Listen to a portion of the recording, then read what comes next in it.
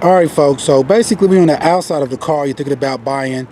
One of the things also that you may want to check is the tires. Sometimes if you look at your tires, especially your front tires, and say the wear on it is wore down, that could mean that you have some type of a front wheel alignment problem or just problems with your front end in general, which could be very costly in the long run. So a lot of times what you would want to do, alright, we're going to turn the tire, go ahead. So what you want to do when you get to the car, you may want to start the vehicle up, and then you want to turn the tires all the way out. First you want to turn them the other way, turn them all the way out far as you can, and when you do that, what you're looking for, it's like uneven wear. Say like in the inside of the tire versus the outside of the tire. When you see that on your tire, what that could mean is that you have some type of front wheel alignment problems as well as just some front end problems like bad ball joints or something like that. So you want to check, especially your front tires, checking like that. You want to make sure it looks pretty even. And then you want to go around to the other side. So you want to turn your wheel the other way and go around to the other side. And you want to do the same thing. As you can see, like on this tire, you see how it's super wore out in the inside of this tire right here. So what this could tell you right here is that you possibly have some type of a front wheel alignment problem, which means it probably needs to be realigned, as well as you could have some ball joints or something like that problem. So as you can see, it's a little more thread on the outside. Then if you look in the inside, you see right here, it's completely wore out. So I tell you, there's absolutely no real tire left on this. This would tell you off top, you're going to need to get a new tire. So if you was to buy this car right here, you should know that you're going to have to get you a new tire for this vehicle. So you kind of want to check for that, because that's something that could be costly if you don't catch it. Also, what it may do is give you an opportunity to negotiate possible a lower price for this vehicle, because you could tell the seller that, okay, I know I'm going to need new tires on it, so would you be willing to knock off, say, $50 or something like that off of it? That way you can get you a tire, at least, at best, at least a used tire. And this is something that you would want to do for your tires, just to get an idea about, could there be front wheel alignment problems, or are you just going to need new tires, period. Okay, now, say you're up underneath the hood of a car, and you want to be looking for certain stuff. Okay, so now you're underneath the hood, and if the hood, what you want to look for is a couple different things. You want to make sure that you check your oil, make sure that your oil is at the right levels, as well as you're going to want to check your transmission fluids. Normally you want to check that, I believe it's when your vehicle is on. You'll have a better understanding of how well your transmission fluid, or basically you'll be able to see if your levels are the right amounts or not. So you want to check that when it's on. You also want to look at your brake fluid reserve to make sure that this is the correct level, because if you have low brake fluid, it could mean that your calipers are all the way pressed out, which could mean that you're going to be needing new brakes soon. As well as another thing you want to check for, like on this vehicle, especially if you're buying like an older vehicle, you could have rusted out brake lines. So you see right here, here's your brake fluid reserve, and if you look down here, you'll be able to see brake lines. And see, on this car, these brake lines look pretty rusty, as you can see. So if I can see right here that these brake lines are pretty rusty, then what that may mean is that they're rusted out all the way going back to your forward wheels. And in some cases, if your brake lines are rusted out too much, if you was in an emergency and you had to stomp your brakes really hard, those brake lines can actually bust if they're completely rusted through. So on this vehicle, I can see it looks pretty rusty right here, which may mean that it's rusted also up underneath the vehicle, which could lead to a problem in the future. Also remember that if you're buying a used vehicle, the car is not going to be perfect. So you accept there's going to be some stuff is not going to be great, but you want to make sure that you at least know what's wrong with it. That way you can get a good deal on the vehicle, as well as kind of get an understanding of what it may cost you to fix it. So now that you check that out, another thing you want to do, you want to also check your power steering. You want to make sure that your power steering is of the right amount by opening it up. And normally you do that, you'll have a dipstick that you'll pull out. And you want to make sure that that power steering is is the right levels also, because that can mean you have a power steering leak, which can also lead to problems. And also underneath the hood, you want to check your radiator. You want to make sure that you have the correct amount of radiator fluid, as well as you want to look and make sure you don't see any leaks or anything like that on your engine. And also you want to come up here to your coolant where you fill it at and check this also to make sure, kind of look down in it. You shouldn't, you don't really want to see a bunch of dirt and a bunch of especially grimy stuff, because that may mean somebody put some type of seal or something inside of it. That could mean there was a problem with it. So after you check these things, the next thing that you may want to be concerned about is, say like right here, your alternator. You want to kind of check on that. If the car starts up and stays on, normally that means your alternator is pretty good. But you can always ask the owner of the vehicle, has this alternator been replaced? And if so, how long ago was it replaced? And is there possibly still a warranty on the alternator itself? The same thing goes for your starter. Like on this vehicle, you can see down there, that's your starter. And you want to also ask them that about your starter, like how long has it been replaced? And if so, how long ago has it been replaced? Because that kind of gives you an idea about possibly a problem that you may have. And also when you're checking up underneath the hood, you kind of just want to do a visual inspection. It's kind of looking around for anything that could be leaking, like looking for oil on your engine, looking for transmission fluid, as well as looking for like gas. Like for example, right here is your fuel pressure regulator. And when these things go bad, you'll have gas that's coming out of here, and a lot of times you'll get gas all over your fuel rail right here, which could be a problem if you buy this car for the future. So kind of check to make sure you don't see gas, oil, transmission fluid, power steering fluid, and all those kind of fluids like that could leak out, that could lead to a costly repair. And another thing that you should do after you check all your fluids level, just don't check your fluid levels, and if they're the way they should be, assume that everything is fine. Most of the time, if you're going to go buy a vehicle from somebody, the person probably has went through and made sure it has the right amount of oil, right amount of antifreeze, right amount of everything. So what you want to do is have your vehicle, turn the vehicle on and have it running. And you have to go up underneath the vehicle and look. So you want to get down. So when you're going to purchase a car, you may want to go in some clothes that you don't mind getting down the ground in, because you wonder why the car is running, or truck. You want to kind of be up underneath here. And what you're looking for is anything that could be leaking. So I'm just kind of looking up underneath the vehicle. And the whole time that you're looking at it, you may want to keep that vehicle on and kind of keep coming back and forth and checking to make sure that you don't see some type of a fluids or something like that that could be leaking out of your vehicle.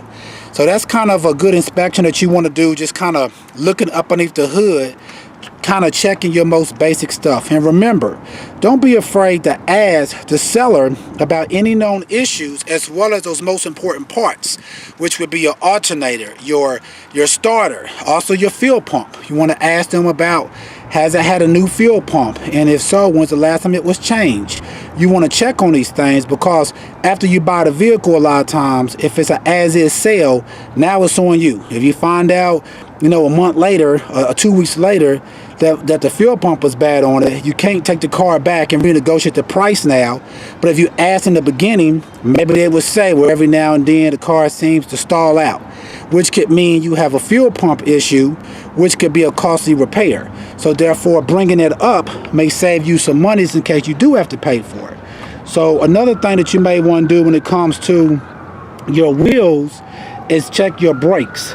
So a lot of times, of course, when you drive your car, you'll be able to test how the brakes work. But a lot of times, a lot of cars, you'll be able to look through your hubcaps, and what you can see is your rotor, which is right here. So what you kind of want to do is rub your rotor. As you can see through this opening on this one, right through those holes, I can see my rotor. So you kind of want to rub that rotor. You don't want to feel like a bunch of deep grooves or lines or nothing like that, which if you do, that tells you this vehicle may need new rotors as well as brake pads. And if your brake pads are really low, that means that your caliper is probably all the way pressed out. And then it may mean they're going to tell you that your calipers are frozen and you need new calipers. So you want to go around to all four wheels and kind of feel your rotors to kind of make sure that they feel pretty smooth without a bunch of lines and stuff like that on it. And then the next thing you want to do is test drive your vehicle. Okay, so now that you've pretty much checked up underneath the hood of your vehicle, as well as looked up underneath it, looking for any type of fluid leaks, as well as kind of checked out your rotors on your vehicle, now that you're ready to test drive it, what you want to do now is, before you start driving the vehicle, you just want to start the vehicle up. So you want to start it up. All right, so once you got the vehicle started up, the first thing you may want to do is start looking at the dash itself to make sure that you don't have any lights on. Like right here, I can see it's telling me to change engine oil, which may mean that the engine oil in this vehicle may have not have been changed in a little while, and it may need to be changed soon. As well as I'm looking for any lights like a check engine light, as well as you kind of want to watch your gauges, like your battery gauge if you have one, as well as your temperature gauges and all that. You want to kind of inspect those also. And you want to kind of just sit here for a little while to give the vehicle a chance to warm itself up. But while you're sitting here, what you're going to want to do is check everything. You're going to want to check your headlights. You want to check your turn signals. You're going to want, if you have somebody with you, to be able to get out and check your brake lights, as well as your parking lights. You want to basically go through and check all your lights. Make sure that everything's working correctly. Don't just assume that it's working. Make sure you visually, or have somebody visually see it working. So you want to turn your turn signal to the right. You want to turn it to the left. You want to turn your headlights on. You're going to want to flash your high beams on your headlight, as well as you want to check your emergency lights. You want to check those also. And if you have fog lights or something like that, you want to check that also. So just make sure you go through and that you check everything. And then also, next, what you may want to do is check all your locks. You want to go ahead and use your locks, hit it up and down. Make sure that all your doors are locking correctly. So you want to do that. Then you also want to go to each door. You want to go to each door and check the locks on each door also, to make sure that those locks also are working. So you want to check your switches on your passenger side front door. You want to check your switches on your back doors, making sure all your locks work. And once you've done that, now what you're going to want to do is go ahead and check your window switches, the switches that's going to allow your windows to go up and down. Like right here, normally you'll have a master switch that's on your driver's side door, so you want to check all of those. Go use each one of them to make sure each window goes up and down accordingly to which button that you're pressing. You also may want to check your window locks to make sure that works correctly. But you just don't want to check your master switch, because sometimes your master switch can control all your windows, but when you go to your actual control on each window, one of those switches can be bad. So what you want to do is go around to each and every door and check all your window switches on each door to be sure that all of them are working correctly. So you're going to want to do that. You want to go around to each door, use your switch on that door to let the window up, let the window down, and let it all the way up and all the way down.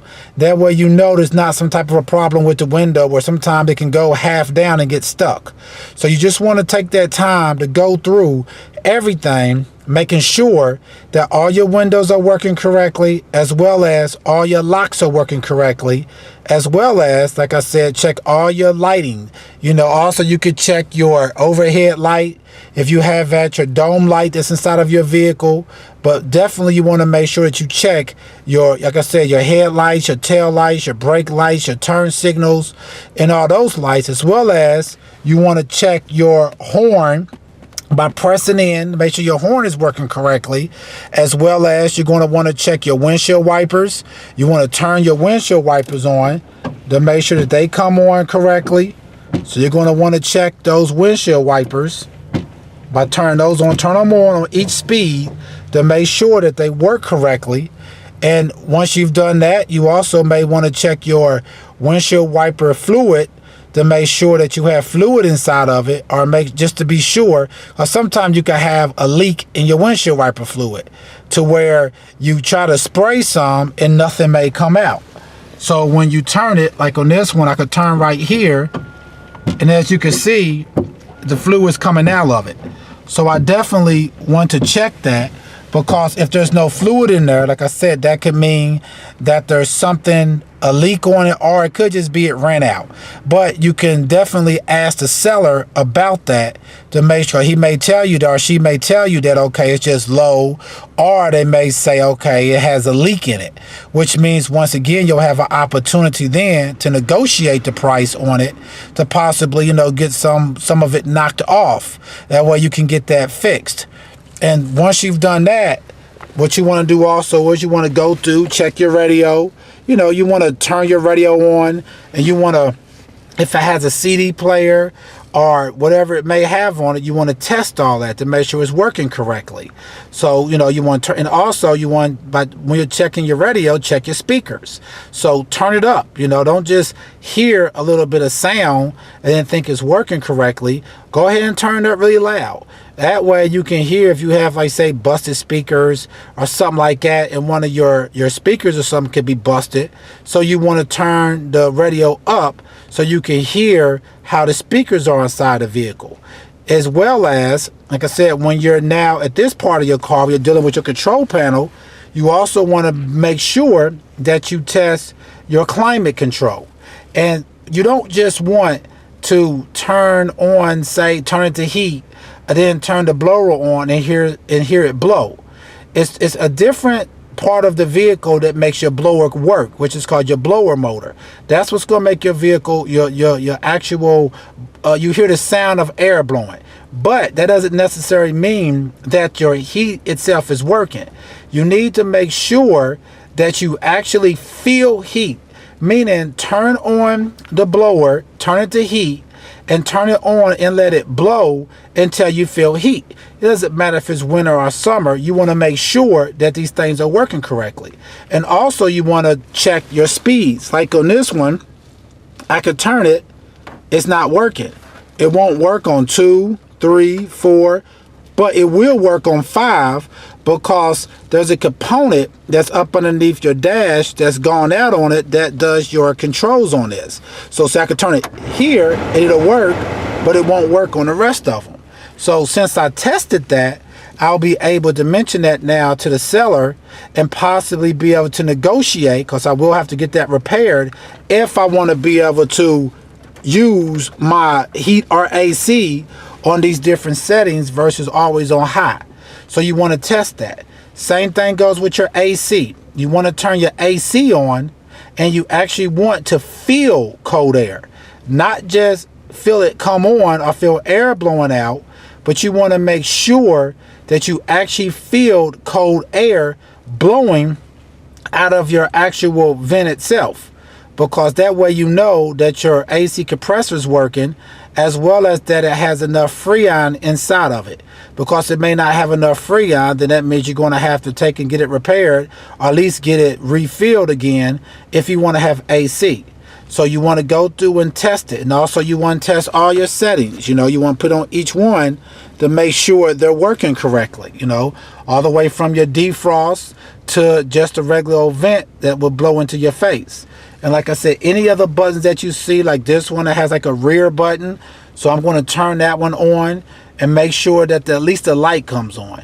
Of course, if it's hot outside, you won't have any kind of ice or nothing on your back window, so you may not be able to tell if it is working, but you definitely should be able to press it and see the light pop on, which should tell you, at least electronically, that it's working. So like I said, so when you're inside a vehicle, you want to test those things. And now when you're ready to start driving your vehicle, the first thing that you should do is just put the vehicle in drive and put your foot on the brake pedal and just hold it there. Because a lot of times a car or truck may be running fine when it's sitting in park when the vehicle's on, but then when you kind of put a load on it by having it in, say, drive with your foot on the brake, you may hear a different running engine. Now all of a sudden it may start hesitating. It may feel like it wants to cut off or something. So you just kind of want to put the vehicle in drive and then just kind of hold your foot on the brake.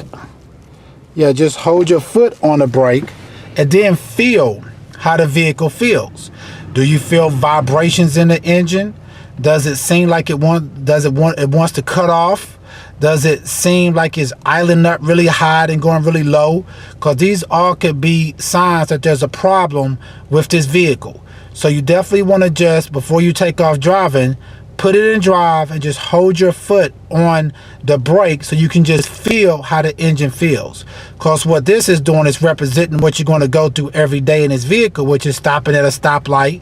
And you don't want to have a vehicle that every time you stop at a stoplight, it wants to cut off. Or you stop at a stop sign, it wants to cut off. Or you get stuck in traffic and it wants to cut off on you. So you want to feel how the vehicle feels when it's in drive, but your foot's on the brake. So once you've done that, if everything seems okay, now next you want to actually drive the vehicle.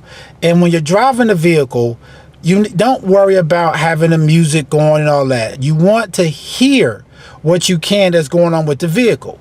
So you may want to start off with all your windows up so as quiet as possible inside of the vehicle, so you could try to hear if there's any weird sounds or anything like that when you're making turns or when you're backing up, which could mean that maybe you have bad bearings that's on one of your wheels or something. You may be able to hear that when it's quiet. So you kind of want to drive with the windows up, no music on, no AC on, no heat on, because you don't want that to drown out any potential sounds that the vehicle may be making. So once you drove it like that and say everything sounds fine, now you could kind of let your windows down, but still keep, all of the sounds out the way. Don't turn on radios, don't turn on nothing. Keep as quiet as possible you can with the windows down and kind of listen. Sometimes if you do that, you may also hear like a grinding sound, or you may hear something that may be a bad bearing, or you may hear squeaky brakes. You may hear something like that. So use your senses, like I said, when you're testing a car. Your eyes, your ears, they come in handy when you're trying to figure out whether or not this is a good deal or not. So listen to the vehicle, how it's running, as well as you want to be listening for the transmission, the shifting. So if when you're accelerating, it seems like it shifts really hard, that could mean you have a transmission problem that is changing from one gear to the next, and it seems like it was a rough shift, or almost like it was then like it hops into the next gear. That could be sign of a transmission problem. So you want to listen for all those sounds when you're driving, because you definitely don't want to buy a vehicle that the transmission is about to go out on, because that could be a couple $1,000 repair or more on some vehicles. It just depends on what it is. So I definitely would say when you're driving, keep it quiet as can be, and listen to that car. That vehicle will be talking to you. The sounds that it's making may be telling you, okay, it's a transmission issue. You hear like a roaring sound when you're driving. That could be a bearing issue. If you hear a loud ticking sound, that could be bad lifters. It could be something else going on with it. And also kind of pay attention, like I said before, to how your gauges are working. if when you're driving, you're noticing, like on this one, says a temperature gauge.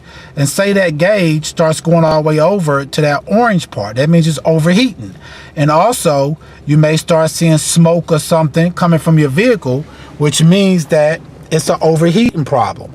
Watch if you have a power gauge, watch that one to make sure that that gauge is not, you know, jumping around a lot, which, like I said, could mean that you have an alternator issue or possibly even a battery issue. So you want to check those things on it. And after you pretty much have driven it and everything seems to check out right, when you're done driving it, don't just turn the vehicle off. Like I said, you kind of want to leave it on, get out of it. Now get back on the ground again and look up underneath it, especially toward the engine part. Because sometimes once you've driven a vehicle for a little while, say when you first started up, the oil was cold, everything was cold inside of it, and if there's a leak on it, it may not leak out. It's like thick. It's like almost like how slow honey may drip. But when you warm it up and you make it thinner, now it may come out of those little gaps or something that could be inside of your oil pan or somewhere inside of your motor that's leaking. So you want to then park the car, put it in park. You want to get out of it and look up underneath the car again, you know, and just don't look for a couple of seconds and say it looks good. And remember, don't feel like that you're doing something wrong to the seller by double checking everything. You're not saying that that seller is trying to scam you, but you also don't know if they're not. So you have to do your own due diligence in making sure that you check for yourself and don't feel bad like, oh man, this person thinks that I don't trust them. This is not, when you're buying a vehicle, it's not about a trust thing. It's about you trying not to make a mistake and buy a vehicle that you're going to regret because it's going to cost you who knows what to get it fixed, or you may not be able to even get it fixed because the cost to get it fixed could be so high. So therefore, you want not to be intimidated or not to feel, you know, bad about checking, because once you sign the dotted line and give the money over, it's a done deal now. On most vehicles, unless you got some warranty on it, that's going to be it. You know, it's an as-is sale. If it's an older vehicle, especially over a certain amount of mileage, you're going to be stuck with that vehicle. And if you took it to court, they're going to tell you in court it was an as-is sale and you should have checked it out, or at least had a mechanic come check it out. So make sure that you do everything that you need to make sure that you get a good deal, or at least get a fair deal for what you're spending for the vehicle that you're getting. All right, folks. Once again, this is just some tips that I want to give to you all about things that you should be looking for. And when you're purchasing a vehicle, whether it be, you know, 10 years old or 2 years old. All right, please check out our other videos and please subscribe. Thanks.